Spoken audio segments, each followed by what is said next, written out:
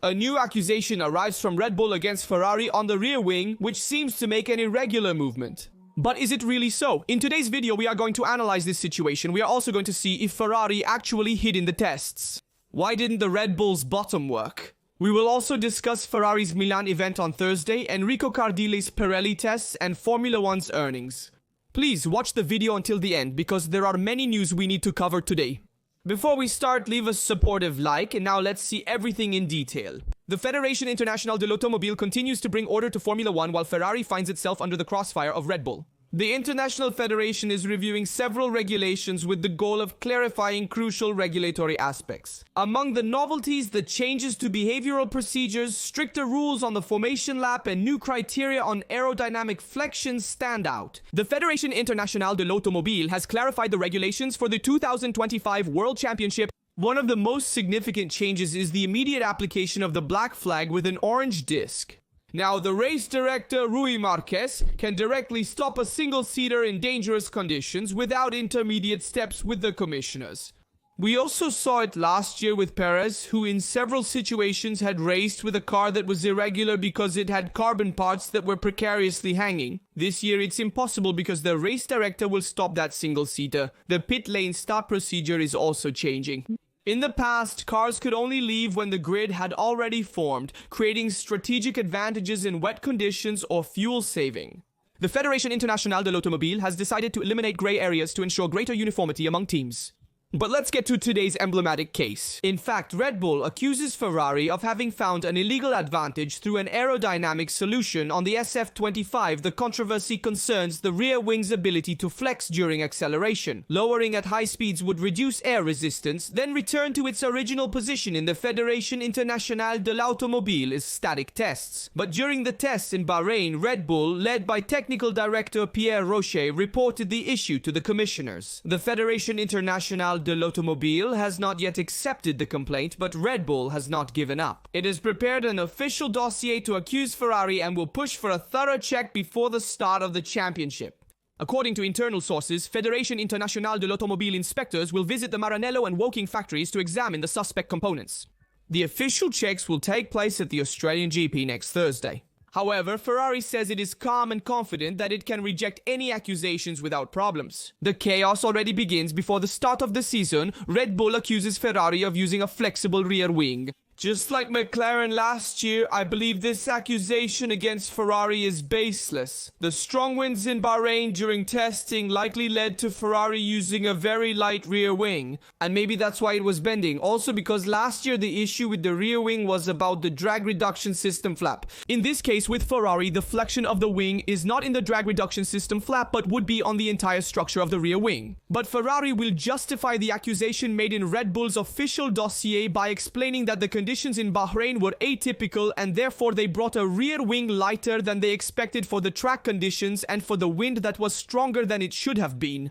That being said, many believe that Ferrari hid during the tests in Bahrain. In fact, the Maranello team focused on data analysis in the simulator to refine the SF25 in view of the Australian GP. The team did not show all its potential in the qualifying simulation, but the progress compared to 2024 is evident. The real work now is on the long runs to improve the race pace. The SF25 showed strengths and weaknesses in the 3 days of testing, tempering the excitement generated by the arrival of Lewis Hamilton. In Maranello, the goal is to perfect the balance of the single-seater with a focus on the front adjustments. The new pull rod suspension offers aerodynamic advantages but requires mechanical refinements to ensure stability and confidence for the drivers. Charles Leclerc has highlighted some unexpected behaviors of the car, while Hamilton says he is confident in the team's potential. The engineer's work is now focused on the setup, point of the front axle, and on the management of the hybrid to optimize the delivery of electric power throughout the lap. In fact, during the qualifying simulation, the SF25 ran with more fuel than necessary, without pushing the power unit 066-15 to its maximum. This strategic choice avoided providing direct references to the opponents, but still confirmed an improvement in performance compared to 2024. Ferrari adopted a medium-load rear wing, proving to be 2.49 miles per hour faster than McLaren on the flying lap. However, the management of the aerodynamics highlighted a tendency for sudden understeer, an aspect to correct before Melbourne. On the race pace front, Ferrari still seems to be in the development phase. In the long runs, the SF25 proved to be the third force behind McLaren and Mercedes, who have shown a better approach to stints, albeit with a more pronounced tire degradation. The hierarchy among the teams is still uncertain, with the feeling that Ferrari is slightly behind McLaren and instead is ahead of Mercedes and Red Bull. Now the final verdict is up to the track, and the Australian GP will give the first definitive answers on the real performance of the red car. And if on one hand Ferrari seems to have hidden itself for the medium load rear wing and also a not too pushed power unit, on the other hand there is the bottom of Red Bull that seems to have not worked. In the dry dock tests, Red Bull had mixed results, showing enthusiasm initially but facing difficulties later on. The RB21 still seems far from the ideal operating window, raising doubts about its real performance in the first races of the season. While McLaren impressed with consistency and speed, Red Bull had a more complicated test. While the RB20 dominated the preseason test 12 months ago, the situation appears less certain this year. The first day left positive feelings, with Helmut Marko and Max Verstappen optimistic about the new features introduced. However, the two following days highlighted balance issues and a performance window that is narrower than expected. More than an evolution of the RB20, the new single-seater has a corrected version with changes to the cooling system and a revised aerodynamic bottom. The goal was to create a more stable platform, even at the cost of sacrificing some points of pure performance. That's why Red Bull has dedicated a large part of its efforts to extreme setup variations to understand the behavior of the car. The third day saw the introduction of new components, including a modified front wing and a further update to the floor. However, the team was unable to find an optimal configuration with the RB21, which alternated understeer entering the curve and oversteer exiting. Unlike the other top teams, Red Bull prioritized the analysis of the technical package over race simulation. Osona carried out 2 long stints but without a real complete simulation, while Verstappen finished the test without a real reference on the race pace. The use of Flovis paint, seen up until the last day, confirms that the engineers are still looking for answers. Pierre Wache admitted that the test did not go exactly as planned, emphasizing the need for further work to get the RB21 to function in its sweet spot. The feeling is that Red Bull needs further refinements to fully express its potential. If the team can resolve the issues, it could return to the top of the competition. But in the early races of the season, the RB21 could be an unpredictable variable, alternating excellent performances with moments of difficulty. The definitive answer will come in Australia, where it will be understood if Red Bull has simply been playing hide and seek or if it is really facing a more complicated start to the season than expected. In fact, the real problem of Red Bull was the new bottom that unfortunately did not bring improvements to the RB21, but on the contrary, as also declared by Pierre Wache, it caused complications on the behavior of the single-seater that was understeering on entry and oversteering on exit, which is exactly what you don't want to have on your car, and it's what Ferrari also found, especially on the first day of testing. So if the new bottom of the RB21 doesn't work, does the whole single-seater not work? No, this is not true. We still have to wait for the first races before giving a definitive judgment. Red Bull's aerodynamic bottom evolution in testing has fast-tracked the updates planned for Melbourne. However, the car appeared unstable with the load distribution too shifted towards the rear. This compromised the rotation of the single-seater, making it difficult to handle in the curve. Unlike Ferrari, which worked on a more stable diffuser, Red Bull maintained a more extreme geometry that requires perfect aerodynamic balance to function at its best. The outcome of the test suggests that the RB21 may have lost stability with an aerodynamic platform that is too sensitive to variations in height from the ground. In summary, due to the challenges faced in Bahrain, Red Bull arrives in Australia with uncertainties. The team does not expect to fight for the win and might even postpone updates to the second race while waiting to solve the problems. In the coming days, engineers will analyze data to decide whether to intervene now in Australia or delay updates. The free practice in Melbourne could turn into further tests, with Red Bull still searching for the right setup. Despite the second day of testing showing good handling in fast corners, the RB21 ran with a very heavy setup compared to opponents, suggesting that the Milton Keynes team is still far from having found the ideal configuration. The challenge for the 2025 World Championship could start uphill for Red Bull. And be aware that in addition to the tests in Bahrain, there are other tests always in Sakir that are carried out to test the 2026 compounds. And in this case, Williams and Alpine will run, which are two teams that have been very convincing in the tests in Bahrain. They will run with the 2025 cars, but testing the 2026 tires, and this can be a further help to be ready for the first race of the season. So watch out for these two teams also for next week. Pirelli finished a 2-day tire test in Bahrain with Williams and Alpine for 2026 tire development.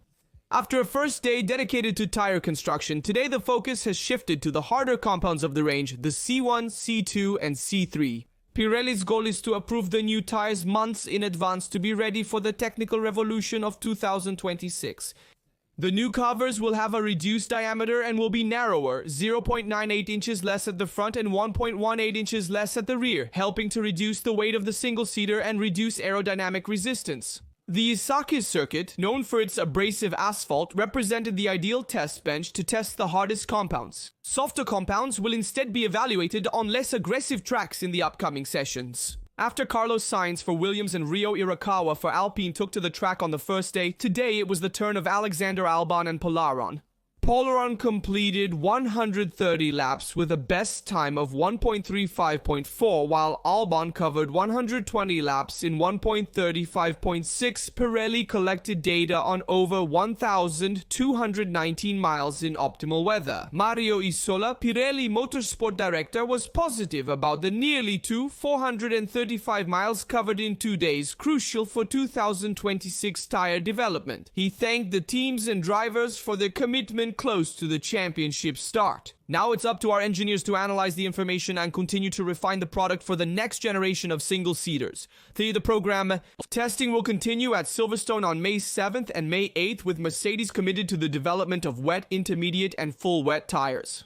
In brief, Pirelli continues preparing to supply Formula 1 with future tires, guaranteeing performance and reliability under the new regulations. And in addition to the tests these days, the Ferrari and UniCredit event on Thursday, March 6th is also being prepared. And it will be a great presentation event of Ferrari, and all the top figures of the team will be there. Now official, Thursday, March 6th, Piazza Castello in Milan will host the Scuderia Ferrari HP event. Drivers presented By UniCredit, where the red team will unveil their driver lineup for the 2025 Formula 1 season. From 5 p.m., Ferrari Chief Executive Officer Benedetto Vigna and UniCredit Chief Executive Officer Andrea Orcel will join Sky reporters Carlo Vanzini, Vicky Piria and Ivan Capelli on stage. Next up will be team principal Frederick Vasseur and the highly anticipated Charles Leclerc and Lewis Hamilton. The event will be a special opportunity for fans to see their favorites up close and two historic single-seaters from the team. In fact, at 4 p.m. there will be the DJ set in Piazza Castello. At 5 p.m. the official presentation, and everything will be visible from the maxi screens and live on TV, both on Sky Sport Formula 1 and also on Now. Admission is free until maximum capacity is reached at Piazza Castello in Milan. It will be live on TV and streaming on Sky Sport Formula 1 and Now. 5 p.m. In short, Ferrari returns to Milan to greet fans before heading to Melbourne, 6 years after celebrating the team's 90th anniversary in Piazza Duomo. This event will be historic for the team. We remember the 2019 event in Milan, first the Monza GP, and this year Ferrari, with an incredible intention to organize several events during the year to bring Ferrari together with its fans. These events will allow fans to better acquaint themselves with the team and its key figures. But now we have to talk about a sore point, namely the car deal and Ferrari case. The legal dispute between Ferrari and Aston Martin has concluded in favor of the Maranello-based Ferrari team. The Modena court has ruled that Enrico Cardilli, former technical director of Ferrari, will have to respect the gardening leave until July 18, 2025, thus delaying his entry into the British team. After resigning from Ferrari last July 9th, Aston Martin had announced the hiring of Enrico Cardilli as chief technical officer. However, the two teams have not reached an agreement to reduce the waiting period before his new assignment. Aston Martin aimed to have him start as early as March 3, 2025, coinciding with the start of Adrian Newey at Aston Martin, but Ferrari's legal recourse has halted everything. According to La Repubblica, the court has ordered Cardilli to immediately cease any collaboration with Aston Martin until mid-July. The decision hinders the British team's plans, which relied on Cardilli for developing the 2026 single-seater.